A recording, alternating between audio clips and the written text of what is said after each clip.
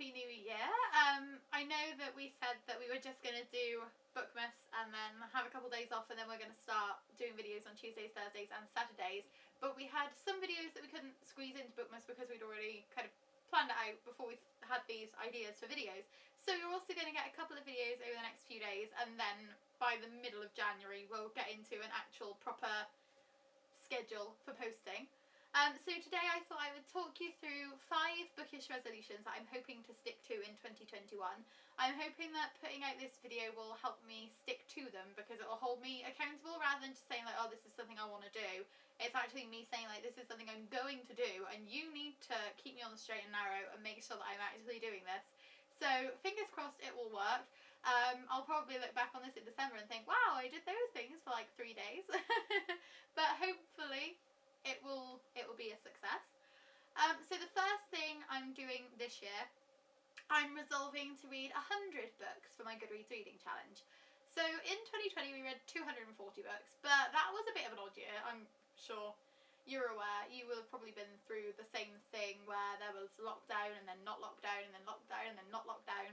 But I started the year with 2 months of maternity leave, went back to work for 6 weeks, and then was off for 4 months, and then back at work for 3 months, and then off for a month, and then back at work for a month. But I've just been put on furlough again, so I was thinking 120 books, because I thought then I can try and do 10 a month. Now I've been put on furlough again, so January is probably going to be a really big reading month compared to the rest of them, so that's going to start me off strong. But my friend Lexi also wants to read more this year, and she said like, how about if we both try and read the same amount of books? So she was the one that suggested the 100 goal, and I'm going for it. I'm hoping that it will get like midway through the year and I'll be able to maybe increase it a little bit, depending on how it's going. But 100 books minimum is a good place to start. The next resolution that I'm making this year is to resolve to review every single book that I read. So this is what I used to do. When I first started my blog, which was Everything Alice, I literally finished the book. I had an A4 sheet of paper that I wrote notes on throughout, finished the book, put the book down, picked the laptop up, reviewed it, and then marked it as read on Goodreads, posted the review, and then moved on to reading the next book. It was a really smooth process and it worked so well. And it meant that every single book that I'd read I had my thoughts on, I had like little detailed kind of synopsis so I could remember what had happened. It was really helpful for referring back to when I read the next book in a series. But since having Sophia, it has slipped dramatically. I've reviewed more books in 2020 than I thought I had, but I still haven't reviewed as many as I want to. If I don't have much to say about a book, I'm going to let myself literally get away with like writing 1 or 2 sentences, but I'd like to be at least doing that for every single title that we read, and eventually I'd like to get to the stage where I catch up with the books that I've read in the last 2 or 3 years that I haven't reviewed yet, so that I've got like a comprehensive kind of catalogue of my thoughts on all of the books I've read since I started my blog. I'd also like to start using the Bumbling Blogger as a place for my book reviews again. So I also do have, alongside this channel, I have a blog, which is thebumblingblogger.com, and I have been neglecting it, whereas I used to literally post like 2 or 3 times a week. It's gotten to the stage where if you get 1 post a month, you're lucky, and I don't like that, especially because I am paying for that site, and I'd like to be getting as much out of it as I used to. Like, I'd like to utilise it in a better fashion, and hopefully by writing these reviews, even if I just kind of like long form review there, brief recap review on my channel, then I can like link the review down below and you can have more thoughts on any books that you're interested in. I think that might be a nice kind of compliment to each other, so fingers crossed that that will happen. But come back in like a month and I won't have reviewed anything and I'll be really sad. The next resolution I'm making in 2021 is to read more of my BookBox books. So I am subscribed to OwlCrate and Illumicrate. Might not be subscribed to OwlCrate for much longer just because Brexit and increases in VAT and potential customs charges and things. I'm reconsidering my subscription and considering switching to FairyLoot. But I have been subscribed to Illumicrate since it first started, and I've probably read less than a handful of the books that they've featured in their boxes. Like, off the top of my head, I've read Dangerous Remedy, but I read that in December. I've read Gideon the Ninth, I read that in December. I've read Blood Heir, I read that in October. Like, all of the BookBox books that I've read have been recent reads because this has been a goal that I've been trying to do. And I don't want to be getting to the stage where I'm buying these books and never reading them, because they're beautiful and I want to read them and not just appreciate the fact that they're beautiful. So this is a resolution for this year. Last year we had planned that we were going to do the kind of read-alongs for every single month of Owl Crate and every single month of Illuma Crate, and then the first book that featured in Owl Crate was one that nearly pushed us into a reading slump. It was so hard, even reading a chapter a day, it was so hard to get through it because neither of us liked it that much. So I don't think that was the best place to start, but hopefully in 2021 we won't have that kind of running into a brick wall as soon as we try and start this goal. The next resolution that I'm making in 2021 is to finish every book that I've got on my currently reading shelf on Goodreads. So this was my task in 2019, and I managed to get down to either 3 or 4 books. So I had The Raven Boys, I had Frostblood by Ellie Blake, I had the Edgar Allan Poe Complete Stories, which is a big boy, and I managed to finish that. I had Northern Lights, and I finished that. I had The Fellowship of the Ring, I finished that. But I think I ended up with just State of Sorrow by Melinda Salisbury left. I was like, yeah, that would be really easy, just one book. And then towards the second half of the year, we were slumping a little bit, we were picking things up and putting them down, and I'm halfway through a few books. I'm not actually sure how many. I'll pop a number up on the screen when I have a chance to check it out.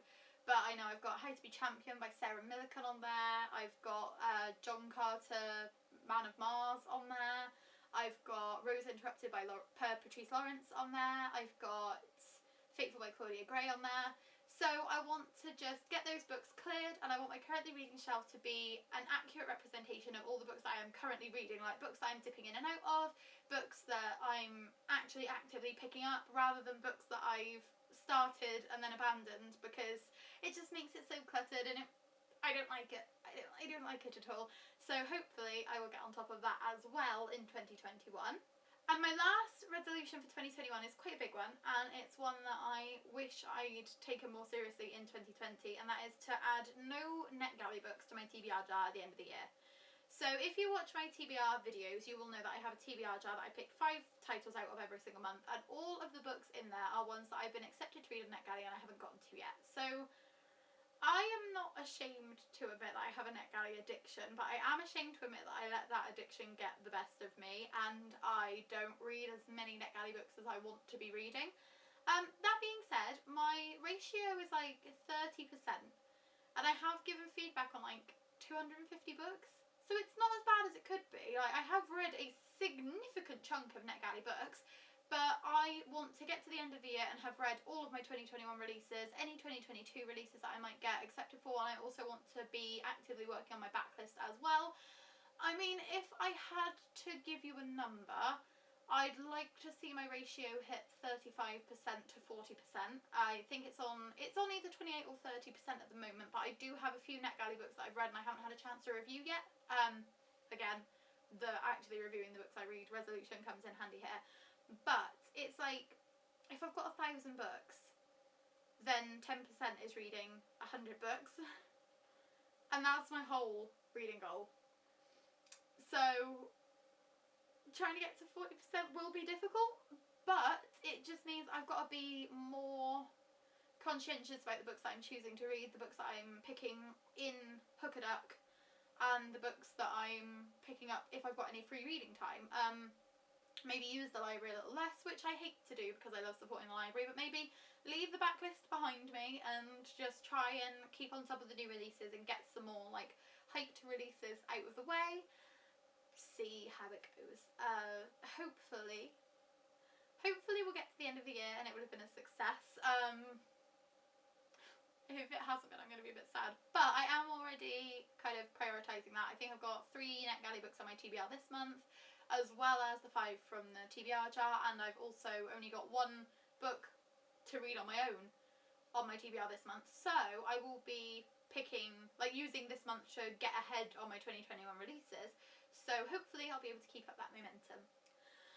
And those are my 5 bookish resolutions for the year. I do already have a blog post over on my channel I do already have a blog post over on my blog where I've discussed the kind of booktube goals that I'm setting myself for this year, because I wrote that during our first year anniversary on booktube, So I will link that down below. So if you'd like to know what we're aiming for BookTube over the next 12 months, spoiler alert, we've actually managed to achieve a load of them already. Like, considering the fact that I made that post less than 2 months ago, just over 2 months ago, it was like October the 9th. So less than 3 months ago, we've already ticked off most of the goals on there. So that's looking good. So hopefully with this video as well, I'll be able to hold myself accountable, and I'll be able to not only help improve the blog, but I'll be able to work on the BookTube channel, and I'll be able to work on my reading, and hopefully it'll be a success. Well, I hope you've had a wonderful New Year's Day. I hope you had a great New Year's Eve, even if you couldn't go out to celebrate it. And we'll be back tomorrow with Sean's Saturday, in which Sean's going to be discussing his reading resolutions for the year. I don't actually know what he's featured on his list, so it might be funny for me to see this, because it might completely contradict mine. Like, oh, I want to read less NetGalley books. I really want to read more than 200 books. Like, it could be fun to see what he's aiming for that is different to me, and to see whether our goals kind of work together. But yes, check back tomorrow for that, and we will see you then. Bye!